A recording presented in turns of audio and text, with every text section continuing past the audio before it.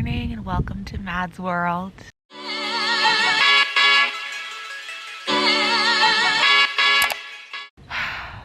It's Thanksgiving Day 2021 and it's about 6:30 in the morning. I'm in San Diego and Ben was telling me that he was listening to this podcast where they said that you should get out to see the sunrise every morning. Better than a cup of coffee. It wakes you up. You feel connected. Wasn't gonna do that because I wanted to sleep in. But then of course my dad was like screaming on the phone to our relatives on the East Coast. So I was like, it's Basheret. If you don't know what Basheret is, it's a Jewish word that means fate, basically. So it was Basheret. My dad was screaming on the phone. And so I was like, this is the perfect opportunity to get out of bed and go see the sunrise and sit with myself with a cup of coffee and reflect on the year and give some gratitude, because as we say on OK Sis, we're gratitude whores, and gratitude is an exceptional practice to keep you grounded, to make you aware of the blessings surrounding you, to make you feel fulfilled and satisfied in the life you already have. And sometimes we forget about all the amazing things that are around us. Like for instance,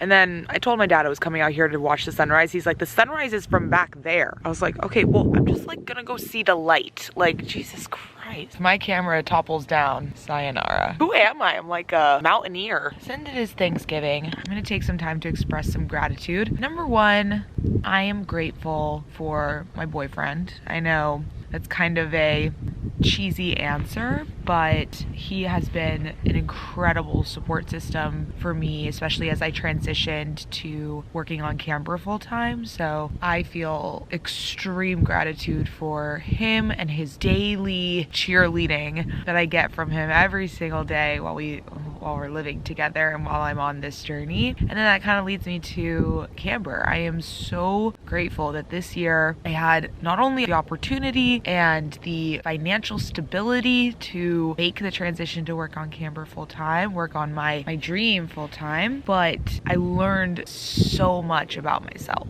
right? I learned that being an entrepreneur is not always roses. As a lot of people have said, there's tons of ups and downs. It's not always the most fun experience, but that's what makes it incredibly fulfilling, is when we get to push through adversity and challenges. That's where the sweet spot of entrepreneurship is, right? When you push yourself to limits and you unlock a level of grittiness that you just didn't even know about yourself. I'm so thankful for this opportunity and where I'm at professionally. I'm so grateful for OK Sis, for my podcast that I do with my sister. You know, it took me a long time to feel genuine gratitude for it. It felt like a grind. It was a lot of hard work, a lot of putting yourself out there and being vulnerable on the internet. But it gave us not only a community of incredible sisters in our audience and our community members that we love chatting with every single day, and it's like so insane that people even listen to us on a weekly basis, but it also gave us this incredible network of female entrepreneurs and guests and other podcasters that we can pull from when we need help. It's just incredible. I look around and be like, I have all of these women that I can just tap into, this network that my sister and I cultivated. I am grateful for Grey's Anatomy. Last night I finished. I am up to the current moment on Grey's Anatomy and it's very sad, but here I am. I'm feeling a little like mourning period because it was my comfort show that I go to when, you know, I have nothing else to watch. So now I literally have nothing else to watch. So that's great, but I did love this journey. Thank you for coming on this journey with me. I know everyone has been loving the updates on my Instagram story. I am grateful for my desire to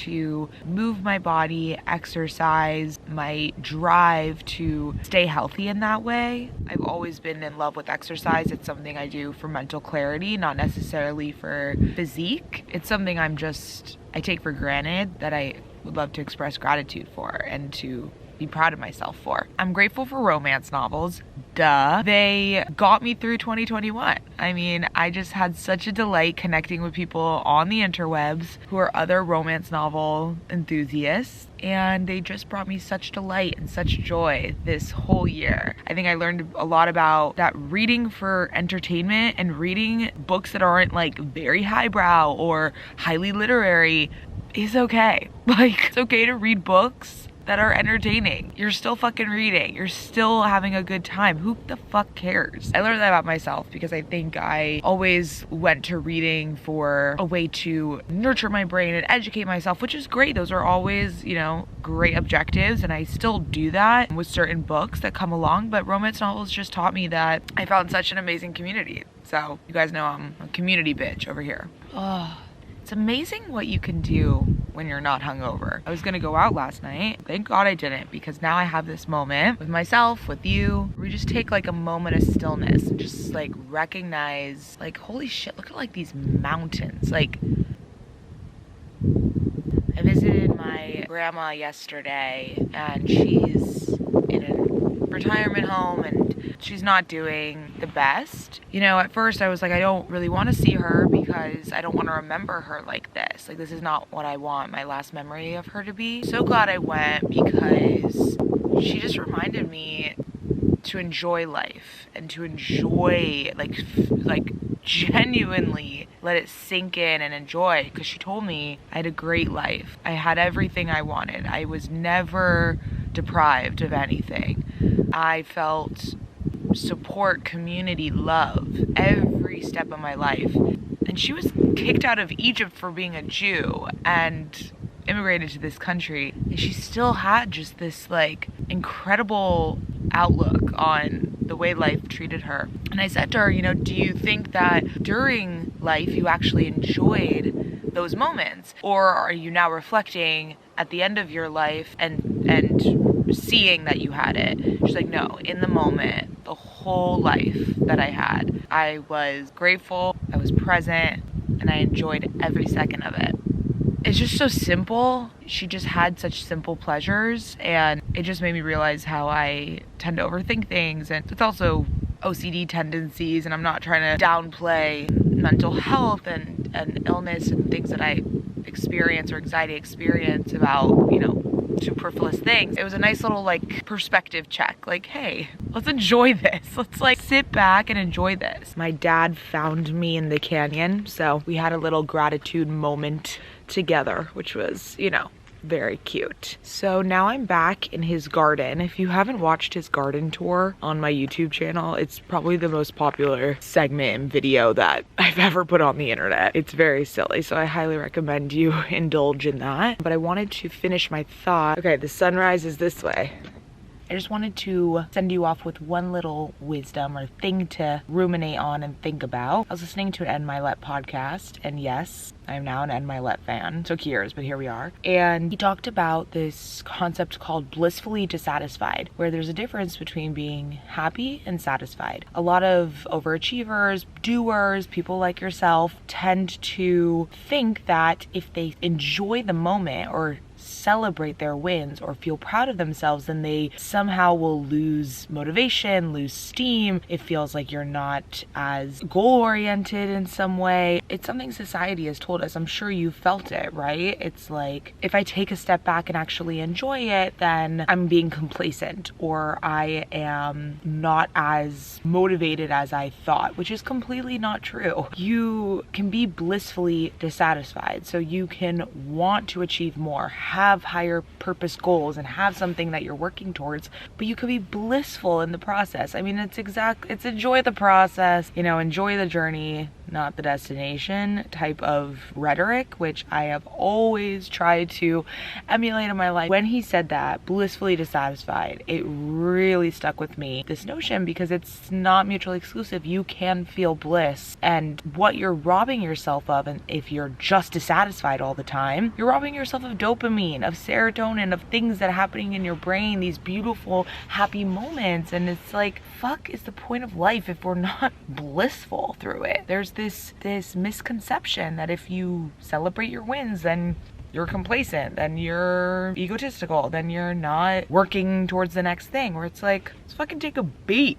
It's like a motherfucking beat, okay? That was Coffee Chat Thanksgiving edition with Mads. The light is like very harsh now. Now I'm a little schwitzy. But that was a beautiful morning. Thank you for coming with me. I just farted a little bit. Felt good. Felt right. I'm gonna go watch the Thanksgiving Day parade, maybe journal a little bit, maybe read, and be blissful. Hello. Today is a Friday. Shabbat Shalom, TGIF. We are in the marina because we're about to go on the boat. Yesterday was Thanksgiving and it was delightful, very delicious. Had a food hangover, that is for sure. And this morning, something so exciting happened. Ben June surprised me. He took a train this morning from LA to San Diego and he surprised me in the morning. Him and my dad have been planning this for a while and it was just, I was like crying. It was so sweet. He's done this to me before and I just like, it was completely blindsided. I had no idea. So it's so fun. He is on the boat now. I'm gonna go get my sister, Scoutala. Here's the boat day. And now I look like I'm in winter and you're in summer. I look like I'm literally in a white t-shirt, jean shorts, and sandals. Yes. What more do you want from me on a boat day? Summer vibes. I'm like just trying to pretend like it's winter. Here's Ben June. Oh my god, look at this shot. Ben June on the boat. Wow, Ben June making a video appearance? I know. Bless these shoes today. Moshe Rabbeinu. Rebbe himself. Oh jeez. Rest in peace. Baruch Hashem. Where's Luna? Where's Luna? It's too much. It's too I love. It's too much. Hi, Dad, the captain of the boat. Hi.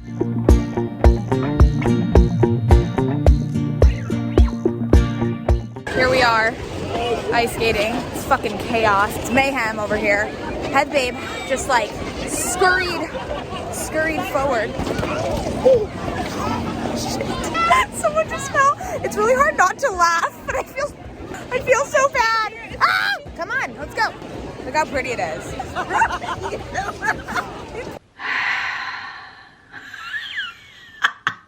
It's me taking my first breath of the day. It's Sunday. Hello, sisters. Happy Hanukkah. I'm trying to do better at showing and not telling. That was a critique that I got from my sister on my YouTube videos, was that I should be showing more and not telling. And I understand I'm an amateur. I just kind of like forget to take out the camera while I'm doing things, so then I end up just recapping them for you guys. But I will try to do better at showing and not telling.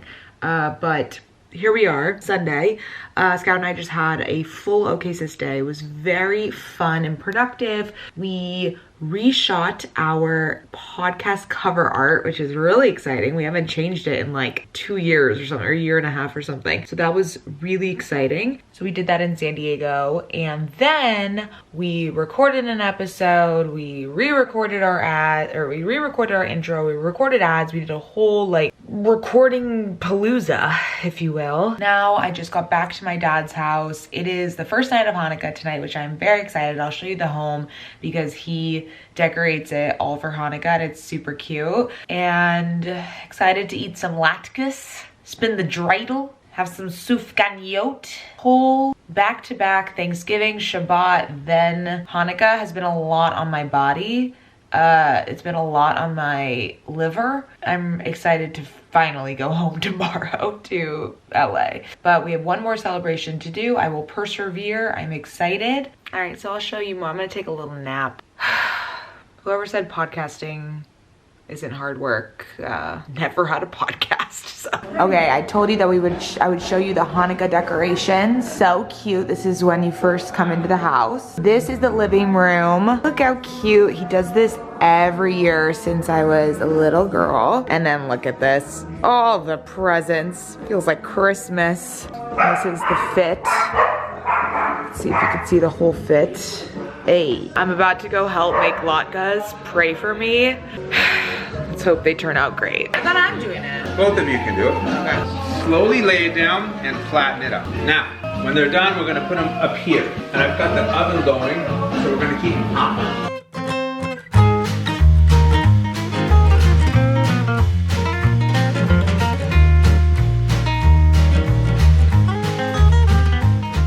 And then you always throw just a sprinkling of salt on top when they're hot. I'm gonna do it. What does this say?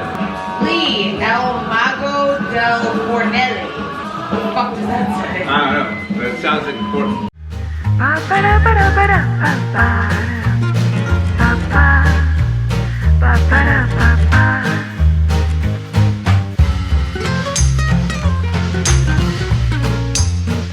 Packed it. We're not pressing out like too much egg. Yeah, doesn't matter. You don't want any fluid in. You don't want any liquid in there because then it will. So then what? Just No. That. You have to go like, you have to smooth it out. it breaks every time I push it. And then we're gonna throw these in the oven. Adonai, Eloheinu melech haolam, v'tzionu lehaliknei. Anoel mesaveach, maveach, mikamaveach. Azem more beshir, mis more. Hanukkah, tamizveh. This is for Gabby from me. Oh my goodness. Oh wow. Look at us. We're getting presents. We got the aesthetic teapot. Let's see. Oh no. I wanted the black top. That's love. We're back in LA. It's Tuesday. And I just woke up. It is very early in the morning. Ben June has been on this practice of going outside for the first like 15 minutes after he wakes up. So we just went to the roof and took in the sunrise. I'm such a sunrise gal this whole vlog. Oh my God. Feels good though. Such an amazing intention setting way to wake up. Anyways, just thought I would round out this week, this Thanksgiving home for the holidays vlog, but I'm back, thank God. So nice to be back on my routine. You can only be away for too long. So nice to come back and feel a bit more grounded. So I'm gonna go ahead and do my little morning routine, which includes journaling, a little meditation, a little reading, lots of coffee, and I'll work out and be ready for my day. If you're watching this, which you probably are if you're seeing this, try to wake up 30 minutes earlier. Nothing crazy, just 30 minutes earlier than you would. Just to like take a moment, you know, like take a second to just wake up slowly, gently. I love mornings. If mornings could be the whole day, I would be so happy. If I could just do my morning routine like just for 8 hours straight, that would be ideal. All right, I love you and keep going.